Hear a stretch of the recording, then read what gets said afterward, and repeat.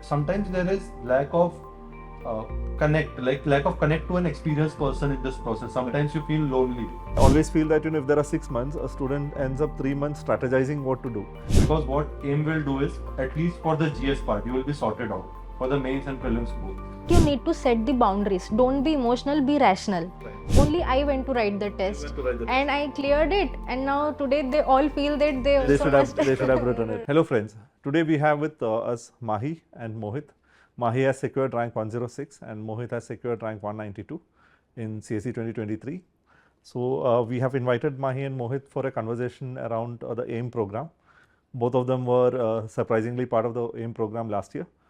They did not complete the program. The first set of students who are writing AIM from the AIM batch is appearing for mains this time. But they were very active during the phase between prelims and mains. So Mohit, how did you end up taking AIM? Sir, I think that's true for both me and Mahi, that there was a scholarship test which was conducted. We didn't know what it was for, Right. but it was a 100-question test, prelims test, and I think they shortlisted. So you used it as a simulator. Yeah, we used it as a simulator, and they shortlisted some students. I think 25, 30 students they shortlisted. Right. From there, we got to know about AIM. Okay. So I think you also were from the foundation and then wrote a scholarship examination. Very interestingly, 5 to 6 friends of mine along with me, we have registered for the test, and I went to write the test, went to write the and I cleared it, and now today they all feel that they They also should have must they should have written it. They written should have the written test, it. yes, Right. sir. What was your experience with AIM? How much did you utilize it last year? So since last year, I had cleared prelims. So what I did was, when I came back to study for mains to Delhi, the first person I contacted to was my mentor, Aman Goyal sir. So he clearly told me, for these 3 months, forget AIM. You are not required to do assignment, Right. but you can use the assessment test. So what happened was, like, if I am studying for GS1, but if polity is going on over here, that's part of GS2, I would still come and write those tests, so that I would get more familiar to unexpected bouncer question that might be there. I would be more familiar writing those answers which I have not read 100% content of. So you were part of a test series and you were part of AIM assessment test also. Right. So I think in that period, it helped a lot, because it helped me be more comfortable and familiar with unknown questions, which are, I think, increasing these days. Increasing these days. Right. Did you use the assignment books also, workbooks also? So post my mains, I did my assignment books for agriculture and other subjects. What about you? How did you find it? Yes, sir. If we see AIM is a very comprehensive program. It focuses mainly on prelims and mains. As the time when I joined AIM, so I had to write my mains also. So in that period of 3 months, I also wrote only assessment test. But when I came back to Delhi after mains, I started writing assignments, daily assignments, and so what I found is that there are some micro subjects like governance, internal security, disaster management, which are overlooked. As aspirants don't give so much importance to them, but I think usually what happens is that you start with polity, stick with polity, and then maybe do a little bit of economy and geography, right? Micro topics are always neglected. yes, sir. So what I found there, that the assignment books had approximately 100 to 150 questions focusing on these micro subjects. So at the end, I was having a very consolidated notes on such micro subjects, so which helps the aspirant to revise at the last moment, and means they are very handy to revise, sir. No, I think across all the assignments we have more than 1200 questions, then the assessment tests, and we have the first set of students who wrote assignments and assessments writing mains, and many of them are very confident because of the extent of practice they have done. Because most people start mains practice from past prelim scenario, so they do extensive things, right? So for people who don't know assignment and assessment, assignment is in the workbook, which is for more of a note making approach, and assessment is like a test where your performance is being reviewed, right? So how rigorous was it? AIM is scheduled to be rigorous. AIM is designed to be rigorous. And even for the juniors who are coming to me these days asking for advice, I'm just saying them one thing. If you think like you can do the best performance, you can put your best foot forward for next 15 months, and trust nothing else. Just trust the schedule, just trust the process. Because what AIM will do is, at least for the GS part, you will be sorted out for the mains and prelims both. So I think the schedule is designed to be rigorous, because for 5 days a week we are usually writing assignments, and then you get a day off. And that is the privilege if you are in batch 1. If you join If you were in that- in fact, this year we have not kept that day off, but we have given 1 week leave for Diwali. Last year, I don't think there was a Diwali break also. This time we have accommodated that, right? And then you go to assessment test, right? And also you have along with the 10 mains questions, you also have 50 questions for prelims also. And every alternate week, it's a full length test for mains and full length test for prelims. That is usually when the subject gets completed. So I think schedule is quite rigorous, but one thing that I can say with surety and that I say to my juniors and my peers is that if you are trusting this schedule, you don't need to do anything else. Like it is an end-to-end solution for GS. No, I think these days trusting a particular schedule is the biggest challenge because there are so many different options, there are so many different channels and way too many options. I think maybe I always feel that if there are 6 months, a student ends up 3 months strategizing what to do, and then they only have 3 months to effectively do it, right? Were you having any confusions on how to go about with your preparation? So especially with AIM, as he said that it is very rigorous, and so there is a saying in Sanskrit which goes like karat karat abhyas jadmati hot sujan. So if we look at AIM, every day you write 5 to 6 questions.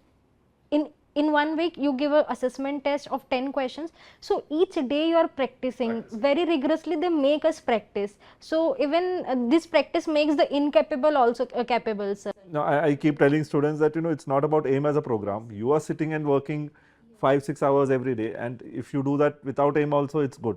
But AIM gives a systematic schedule and a process to follow that. And sir, I also tell my juniors to trust the process.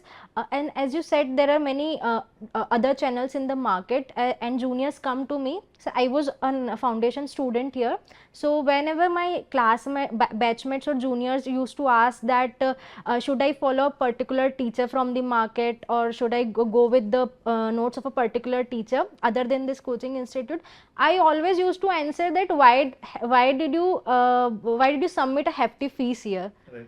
You have given, yes sir, you have given fees here, the teachers are very good, you have access to it, so just trust the institution, trust the process. Eventually you will end up getting good marks in both prelims as well as mains. See, I always tell students that we do not know the outcome of the exam, but I think the least thing that you should have is that you should not feel that you did not work hard enough or you did not take that effort. And I think the difference between other things and AIM is that AIM is very active. You are researching and writing, and that will help you consolidate whatever is out there.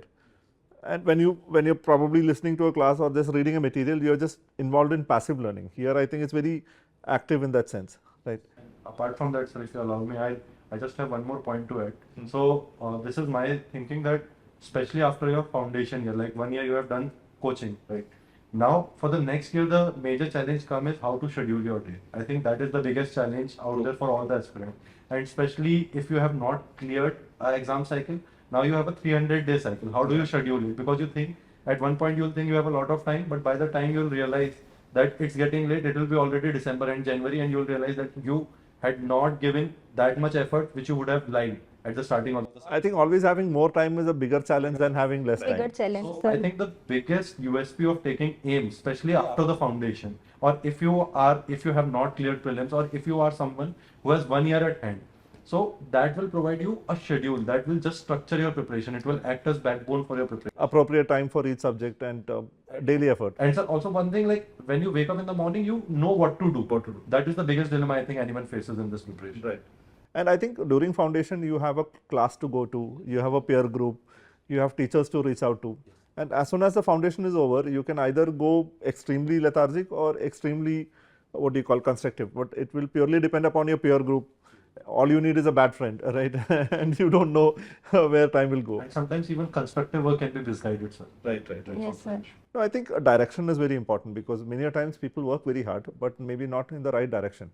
Now, with respect to sources also, I think for every subject, there will be at least 10 different sources. And today I had a parent who came and asked, what all books should I read? And I think the primary approach should be to read fewer things, but more number of times. So those kind of basics are not followed by majority of people, and that really affects, right? What are the other mistakes that you see generally people who do when they have a lot of time?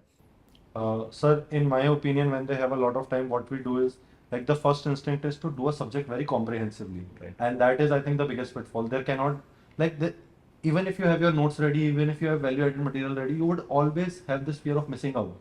that I should include more sources rather than revising it multiple times.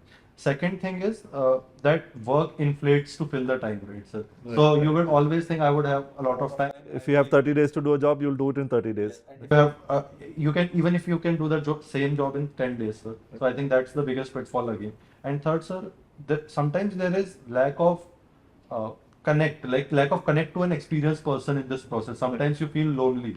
Like, am I doing it the right way? When you have a lot of time and you have 1 year at hand, anybody can guide you when you just have 45 days to go for prelims. Okay, just revise the material. But when you have 1 year, how do I plan it? So I think in AIM, that mentorship support which is there, that is also quite helpful. And I think we as a team is very fortunate to have the kind of passionate people who are involved in it. I was sitting with you and you just said to one of the teammate that just go and review the 3,500 questions till night. So I was surprised to see that how a person can read and review 3,500 questions in just I a think the single team is day. very passionate. I think that's the biggest success of AIM, that everybody involved, from the mentors to the backend to the evaluation team, everyone is very passionate about it. I want to go back to that argument you said that we over specialize, and that I always find with people preparing the subjects aligned with their optional. So geography optional students will go to geography and prepare a lot of time on geography. PSIR students on polity, and you develop so much competence, then it starts backfiring because you write above the level of the examination, right? What challenges do you see? What mistakes do you see students making these days? So the same mistake that we overread. So for this, I would like to say that you need to set the boundaries. Don't be emotional, be rational. Right. If you have your subject, be it geography, history. So when we go into GS, treat the subjects as GS subjects, not as optional subjects. Second is all the distraction in the market, which would be academic and non-academic distractions. I think that's a very good demarcation, right? So we have to keep ourselves away from both kind of distractions. Third is the scheduling of the day and being active and in touch with a dynamic program. Like the AIM is a very dynamic program. So sir, I think that this can help aspirant to schedule the upcoming. In fact, when we designed the program, I think what we looked at was to reverse engineer, like, what does toppers have in common? I think they're very systematic. They have got good notes. They do a lot of practice. And then we reverse engineer to create a process which breaks it into daily tasks, and then it adds up. And I think the challenge with the program is also its strength, that it's rigorous. So what happens is that many students are not able to keep up with it, right? And in this segment, at this point of time, I think there are not many people who are able to give such kind of a rigorous, regimented program, right? What would you advise to people who are considering to join AIM? You can do an empirical study of the same, because we had around 70 students who were there. Not more than 20 to 25 students were active by the time 6-month threshold was done. Right. So first thing is you will need to work very hard. But then the second thing is you would not need to look elsewhere, like right from solutions to assignments to tests. Value addition, everything we have taken. It's an End-to-end. end-to-end solution for your GS preparation. You would just need to align your optional preparation with the same. And third thing I would say is maintain regularity. Sometimes what happens is when it's an year-long program, lethargy will kick in. Sometimes you will feel overmotivated, and at the other time there will be. You'll burn out. Sometimes you burn out. Sometimes you get stressed. So be rational and make sure that you are regular in this program. If you are regular in this program, at least from my end, from my experience, I can assure you that you would be mains ready by the time the first phase ends, usually in December or December or January. That's the case. So This time we have done something different. We have put, last year I think in December there were some mains oriented topics. So people were not happy because everybody starts getting stressed about prelims by then. So this time from December we are doing topics like science and tech, environment, art and culture, modern history, which has a high prelims relevance. So in a way they'll transition from that subject from December itself. So that change we have made. And we have also added some value added sessions for prelims. We have created prelims practice workbooks. So we have also tried to enhance the program from whatever we have learned in the last 1 year. What is your advice for students who are? So yesterday only I suggested a student to join it and he joined it, and today he is very happy. I'll suggest that as sir said, it is very rigorous and it is bound to be rigorous, because I always say that UPSC is more than a full-time job. Preparation of UPSC is more than a full-time job. So you need to have a very rational schedule for the whole year, so that at the end of the year you don't feel that you have left something. And as the AIM encompasses the current affairs classes also, which is which I'll say that this aspirants fear most of that current affair, that from where to cover, do we have to read newspaper only or any other magazine. So the AIM provides weekly current affair classes, and at the end it I think provides you know CAP. more about the program than Yes. I know, right? And at the end it provides CAP. Right. So the current affairs is completed in AIM, and as you have said that you have added the prelims component also. practice book. We did 62 prelims test in between February to May. Yes, sir. Right. It is the only program in the market which is giving alternate days test. Test, That right, test holiday and Monday, that Wednesday, test. Friday, Yes, sir. right. Because all the programs they give only Daily one or test. weekend. Yes, sir, only on weekends, sir. So Right. it is very good, because you get to know about multiple questions, and if you don't know the question, then you get to know about the solution. In fact, we created a reflection sheet. I think 32 questions almost hit similar. That was because our net was very wide, right? We had an opportunity to ask a large question, and this year was relatively more direct paper compared to last year. And I think prelims was a lot of effort for us, because every alternate day we had to create a paper, we had to create solutions, and it was very hard for us. And I think I'll take one thing that worked for us during the prelims phase was that we divided the class into two groups, and then we started that, this is the left group, the right group, you compete with each other.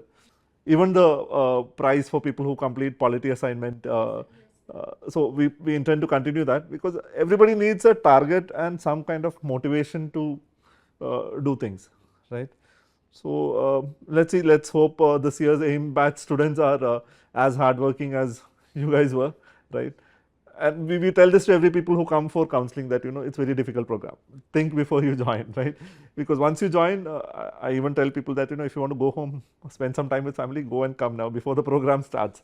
So that once it starts, it's like getting on a train. It's on its course. Yes, but then again, sir, if it keeps your mind engaged for the whole day, there is very less probability that you will be distracted. So that's also a benefit, I think. Yes, sir. That's all. Because I think when you have more time, you overthink, you compare yourselves, you question your choices, and it becomes very difficult. I think the best thing about this program right now is that it's starting just after the prelims results has been declared, Right. and anyone who is looking for this 1 year structured preparation can directly get enrolled. Because lot of time what happens is you are over analyzing your result. Right.